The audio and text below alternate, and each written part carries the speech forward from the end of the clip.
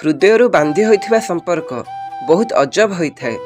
दिने सबुठारु अधिक ताकू ही कांदिबाकू पड़े जी हृदयर संपर्क रे बांधी होई रही थाए। जीवन रे किछि कष्ट एपरि होइथाए जहा जीइबाकू देई न थाए, आउ किछि दायित्व एपरि होइथाए जहा मरिबाकू देई न थाए। जदि तुमे कोनोसी व्यक्ति को निज मनरु बाहर करि पारु नाह, अर्थात बहु चेष्टा सत्ते मध्य तुमे ताकू भूली पारु नाह, तेबे जानी रख यह एक प्रकार चिन्ह होइथाए कि सेई व्यक्ति भी तुमको सेतिकी मने पकाउछि जेतिकी तुमे ताकू मने पकाउछ। जीवन रे गोटे जिनिस सर्वदा मने रख, बंची थिबा बेले तुमे चाहे जेते भी भल कर्म करना काहींकी, प्रशंसा केवल तुमर मशाणी भूई रे ही हब।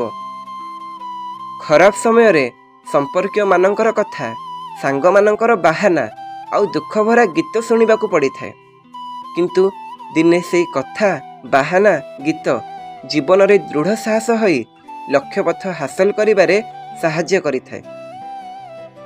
समय सेतेबेले बदली थाए जेतेबेले तार उचित समय आसी थाए, किंतु मनीष कौनसी भी मुहूर्त रे बदली जाई थाए। संपर्क गभीर हेउ कि न हेउ, परंतु संपर्क रे विश्वास गभीर हेबा दरकार। काहेकि ना विश्वास थरे भांगी गले संपर्क द्वितीय बार केबे भी जोड़ी हुए ना।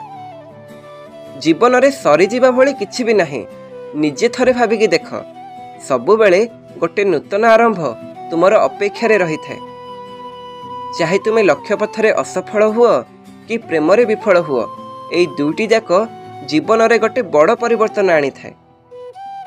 सबु मनीष जेउ माने सामनारू कठोर देखा जाआंती, हृदयरू खराब होई न थांती, सेमानक हृदय बहुत नरम होई थाए।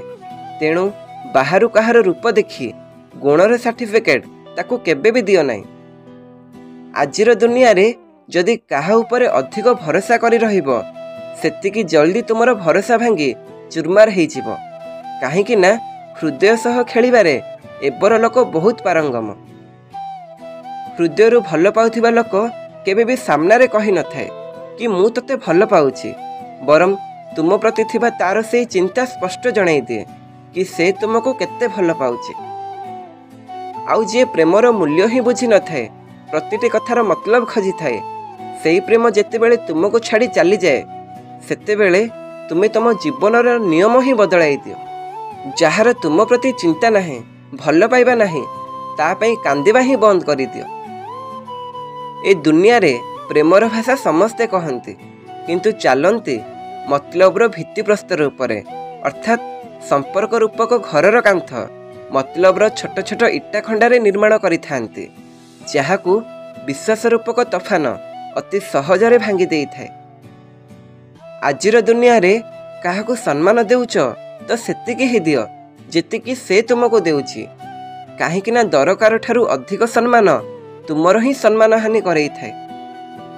जीवन रे एमिते एक मित्र बा साथी खोज जी तुमर कहिबा पूर्वरु तुम मन को पढ़ी पारुथिबो। सेई लोक तुमर केबे भी महत्व बुझिबने कि केबे भी तुमको सम्मान करिबने, जहा पाखरे तुमे सर्वदा उपस्थित रहुछ।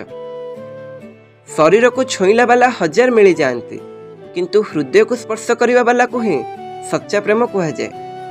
केबे अनुमान करिछ जीवन रे आमे जहा उपरे अधिक अभिमान करंती तांको ही सबुठारु अधिक भल पाआंती। तेणु भल पाइबा द्वारा ए दुनिया रे सब किछि हासिल करि हेबो। एतिकरे रहुछि, पुणी आसीबी नुआ केतोटी मोटिवेशनल शायरी नै। से पर्यंत सर्वदा खुशी रे रुहंतु, केतेबेले निज पई तो केतेबेले अन्य मानक पई। जदि मो चैनल टी को प्रथम थर आसीचंती ताहले एबे ही सब्सक्राइब करि दियंतु। वीडियोटी भल लागिले लाइक करंतु, कमेंट करंतु और शेयर करंतु। धन्यवाद।